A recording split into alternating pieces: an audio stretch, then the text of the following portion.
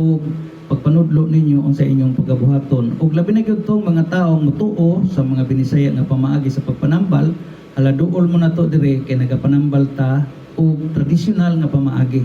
Unsa may tradisyonal, mohilot ko, mo susi ko sa mga kinaraan nga pamaagi sa pagsusi sa inyong sakit, mo painom ko detoxification and cleansing sa iyong lawas, doon tayo mga herban nga baligya, kung gusto mong mupalit, doon na tayo sa capsule, doon na tayo yakon na detox capsule, kanang di ka bawas, di ka tulog, ug doon na tayo original capsule nga makapatambal sa mga bukol-bukol sa iyong lawas, sakit sa tutoy, bukol sa tutoy, prostate, mayuma, dako ni siya makatabang makaigsunan ako. O ang inyong buhaton, doon lang mo na to dire, kay pwede yun namong musuway, mutilaw lang mo, bisa pwede lang mo muhatag og donation sa ato ang mga ginabuhat dire nga pagpanambal binisaya.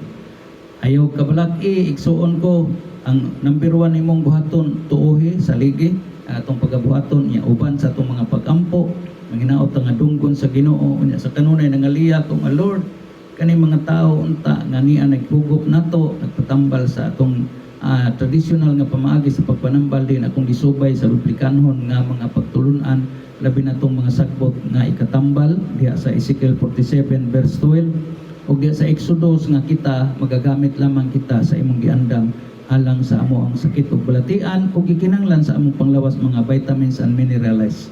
So daghang kayong salamat Lord, nining tanan ug manghinaot ko nga ang tanan nga niduol na to dire imong tantabangan, imong tangayohon. Wa ko'y katungod Lord nga moayo kanila kundi nangaliya ako ug nangamuyo nga unta ikaw ang mag-aayo sa ilang masakit ug balatian.